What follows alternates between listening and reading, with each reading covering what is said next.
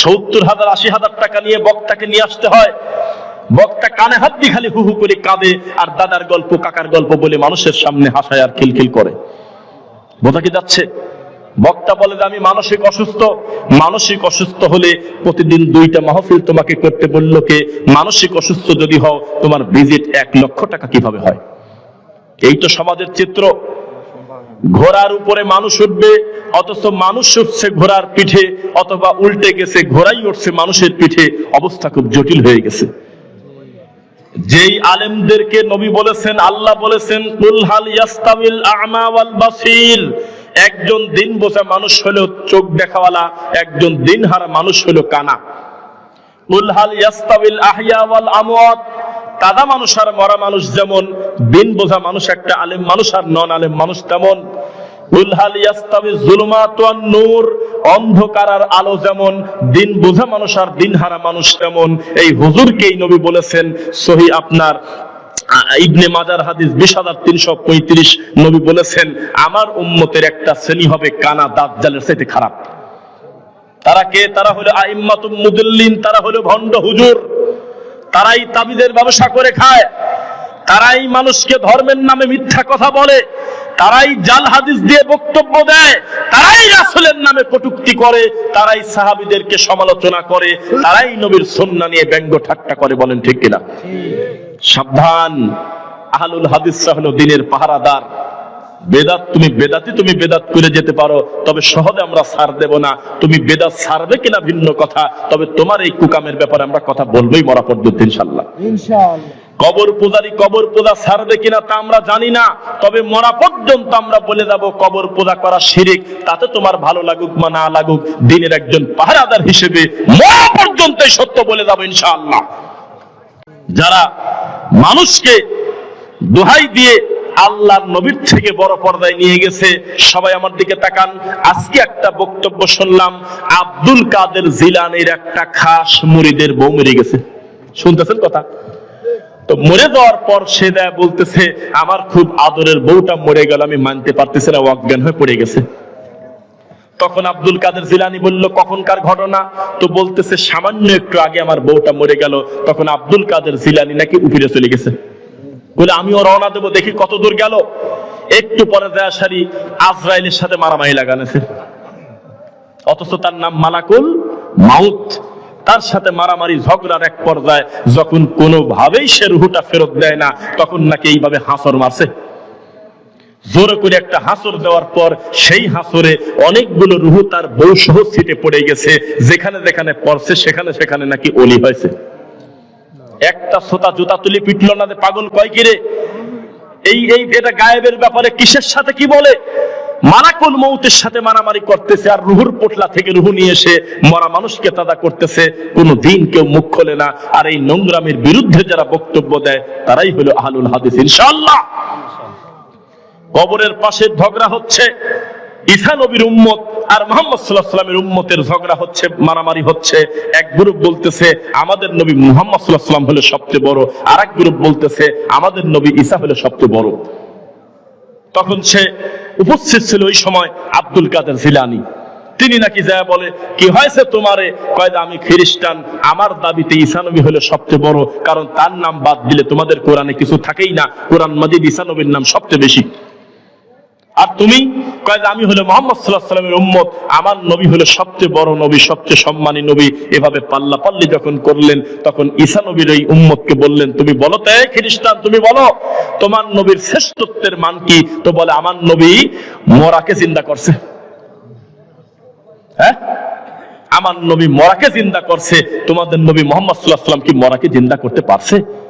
তখন আব্দুল কাদের জিলানী বলল ও খ্রিস্টান শোনো, ও নাসারা শোনো, ও ঈসাই শোনো, মুহাম্মদ সাল্লাল্লাহু আলাইহি ওয়াসাল্লামকে লাগবে না।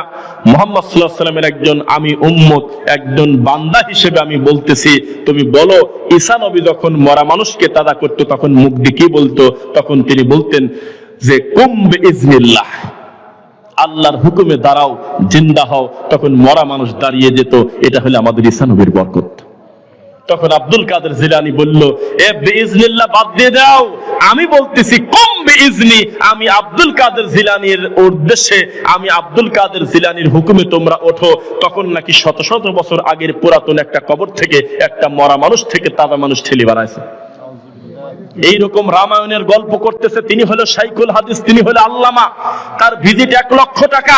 এই লোকটা এসে পাবলিকের সামনেই নোংরামি করে, একটা লোক প্রতিবাদ করে না। এর নাম হলো বিদাতি, তার কর্মকাণ্ডই হলো নবীর সুন্নাহ বিরোধী। আমাদের ভিতরে কোনো ভাঙ্গি বক্তা নাই, কয় যে 36 ইঞ্চি বক্তা, 18 ইঞ্চি বক্তা, 22 ইঞ্চি বক্তা, প্রতিবন্ধী হুজুর, ছেলে থেকে মেয়ে, মেয়ে থেকে ছেলে, এরকম ভাঙ্গি আমাদের আলেমের ভিতরে আছে? আছে। বলা হচ্ছে কেরে এই বক্তা, তোরা বললি যে এ হলো 7 বছরের শিশু বক্তা, এই সেম বক্তা তো আমাদের এই ফুলবাড়িয়াতে আজকে থেকে 3 বছর আগেও আসছিল, তখনও তো এই পোস্টারে লেখা আছে 7 বছর। এখনো 7 বছরের বক্তা, শিশু বক্তা, ব্যাপারটা কি? কয় যে গুটি সন্না দাবা ধরে আছে। একটা মানুষের সবকিছু একই থাকতে পারে, বয়সও কি এক থাকে?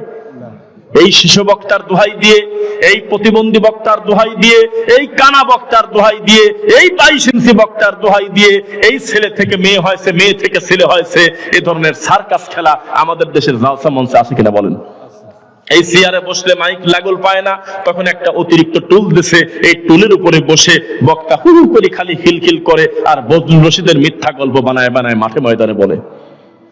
শুনে রাখো, বেদাতি হুজুর তার গোটা জীবনে যে হাদিস মুখ দিয়ে বলে নাই, আহলুল হাদিসদের একটা 20 বছরের বাচ্চা এক মাহফিলে, এক বৈঠকে, এক জুমার খুতবায় তার থেকে বেশি আল্লাহর নবীর হাদিস বলে। আলহামদুলিল্লাহ। বোঝা যাচ্ছে নাকি কথা? লা তাযালু তাইফাতুম মিন উম্মতি যাহিরিনা আলাল হক। চতুর্দিকে বেদাত আর শিরিক থাকার কারণে আপনি মন ভাঙবেন না। আপনি মনে রাখবেন, আজও পর্যন্ত টাকা খরচ হতে পারে বেশি, তবে ভালো মধু খুঁজলে এখনো পাবেন, ভালো তেল এখনো পাবেন। হয়তো একটু দেখে শুনে নিজে ভাঙিয়ে নিতে হবে, এইটুকু পরিশ্রম করলে সঠিকটা পাবেন। এখনো ভালো আলেম দুনিয়াতে আছে, একদল উম্মত সব সময় হকের উপর থাকবে। সুবহানাল্লাহ। কেউ তাদের কোনো ক্ষতি করতে পারবে না। আরে বেদাতিকে 500 টাকা ধরে দিলে হালালকে হারাম বানায় ফেলায়। মূর্তিকেও হালাল বলছে আমাদের দেশে, সাক্ষী আছেন কেউ? মূর্তিকে বলছে ভাস্কর্য, বলছে। মানে এই বোতলে কি আছে বলেন তো মুরব্বীরা সবাই? এই বোতলে কি আছে? লিল্লাহি তাকবীর। এই বোতলে কি আছে? আমি যদি বলি পানি নাই, এই বোতলে আছে ওয়াটার, কেমন হলো বলেন? ঠিক হলো কিভাবে? পানি আর ওয়াটার কি আলাদা নাকি? হ্যাঁ। তো এই হুজুর কত বড় খারাপ। 2018 সালে সম্ভবত একটা বিরাট একটা ঝামেলা চলে, আলেম ওলামার একটা গ্রুপ, মুসলমানদের একটা গ্রুপ আর নাস্তিকদের একটা গ্রুপ। নাস্তিকদের গ্রুপ বলতেছে ভাস্কর্য আর মূর্তি এক না, ভাস্কর্য জায়েজ আছে। লালন ঠাকুরের মূর্তি, রবি ঠাকুরের মূর্তি, বিভিন্ন জায়গায় মূর্তি আমাদের দেশে ছিল কিনা বলেন? কথা কয় না, ছিল কিনা? এইটা যখন আলেম ওলামা প্রতিবাদ করলো এটা রাখা যাবে না, তখন একদল নাস্তিক বলল, আরে পাগল, এটা তো মূর্তি না, এটা হলো ভাস্কর্য, এটা তো পানি না, এটা হলো ওয়াটার। তখন ঝগড়া যখন থামে না, একটা পর্যায়ে আল্লাহর কসম সম্ভবত চ্যানেল 24 না কোন চ্যানেল ভালো করে মনে নাই, মূলধারার একটা মিডিয়াতে একটা হুজুরকে নিয়ে গেছে যে আপনি ফতোয়া দেন, এটা কি চলবে কি চলবে না। লক্ষ কোটি মানুষ এই হুজুরের মুখের দিকে তাকায়। এখন একটা হালাল হারামের ডিসিশন আসবে, তার মুখামুখি নাস্তিকরা বসে আছে, উনি কি বলে সেটা শোনার জন্য, আর আমরা বসে আছি আলেম মানুষের মুখ থেকে একটা ভালো কথা আসুক। সেই হুজুর টেলিভিশনের পর্দায় তিনি মুখ দিয়ে বললেন, এখনো পর্যন্ত ভিডিওটা ইউটিউবে লিখলে পাবেন। এই হুজুর জীবিত আছে কিনা আমি জানি না, এই হুজুর দুনিয়াতে ডেলিভারি হয়েছিল কিনা, জিন কিনা তা জানি না, তবে তিনি ঠান্ডা মাথায় ফতোয়া দিয়েছিল যে মূর্তি কোনো ভাস্কর্য কোনো অসুবিধা নাই, আল্লাহর কাবা ঘরও তো ভাস্কর্য। কেউ সাক্ষী দেন তো, কেউ কি শুনছিলেন? হুজুর মানুষ ফতোয়া দিয়েছে ভাস্কর্য জায়েজ, এই কথা শুনছিলেন? এই তো আমাদের বাংলাদেশ। তাহলে এই জাতিকে আপনি কি বলবেন? ওই হুজুরকে সর্বোচ্চ নয় 2, 4, 5, 10 হাজার টাকা একটু ধরে দিয়েছে, এই জন্য এই লোকটা মুহূর্তের মধ্যে হারামকে হালাল বলে দিচ্ছে। মূর্তি বানাইছে, বিশাল মূর্তি, এই মূর্তির চতুর্দিকে কাপড় দিয়ে মুখটা পেঁচানো, পাগড়ি পরার মতো করে বাঁধিয়ে দিয়েছে, কারণ উদ্বোধন এখনো হয় নাই। উদ্বোধন করতে আসছে, নেতারা এমপি মন্ত্রীরা সবাই সিরিয়ালে আছে, তো তখন একটা হুজুরকে নিয়ে আসছে, হুজুর একটু মোনাজাত করে দেন, আপনার মোনাজাতের মাধ্যমে মূর্তিটা উদ্বোধন করব। তখন এই হুজুর আল্লাহর কাছে মোনাজাত করতেছে, তখন এই মূর্তির মুখের থেকে কাপড় সরাচ্ছে। এই দৃশ্য বাংলাদেশে আমরা দেখছি। নতুন একটা সিনেমা মুক্তি পাইছে, পিছনে লেখা অমক ছবি মুক্তি শুক্রবারের দিন। এই ছবি যাতে ভালো চলে, লোকজন টিকিট কাটে যাতে এই ল্যাংটা মেয়েকে বেশি করে দেখে, এই জন্য একটা মিলাদের আয়োজন করছে। এই মিলাদে বসে একটা হুজুর মোনাজাত করে কাঁদতেছে। মিথ্যা বলতেছে মনে হয়? হয়েছে এরকম ঘটনা? তাকান আমার শায়েখের দিকে তাকান। তারপরে কি করতেছে দেখেন, আয়ুব বাচ্চু নামে একটা শিল্পী ছিল, দুনিয়াতে মরে গেছে। মিথ্যা না সত্য? আল্লাহর কাছে তিনি চলে গেছেন, তার ব্যাপারে আমাদের কোনো মন্তব্য দরকার নাই। তবে তিনি মরার পরে চট্টগ্রামের ব্যান্ড সঙ্গীতের আয়োজনে মিলাদ ও দোয়ার মাহফিল এই কথা বলে তাদের ব্যান্ড সঙ্গীতের লোকজন একটা খতমের অনুষ্ঠান করছিল, খতমে কোরআনের। সেই অনুষ্ঠানে গিয়ে হুজুর মানুষ মোনাজাত ধরে কাঁদতেছে। এই তো হুজুর। এইরকম হুজুর যদি দেশে থাকে, সে দাজ্জালের দরকারটা কি? এই হুজুর যদি দেশে অবস্থান করে, তাহলে মুসল্লিদের জর্দা খাওয়া লাগবে না কেন? হুজুর বেশে তাবিজ, এই জন্য মুসলমানের বাচ্চা তার পিছনের মুসল্লিরা মাজারে দেয় সেজদা। নাউজুবিল্লাহ।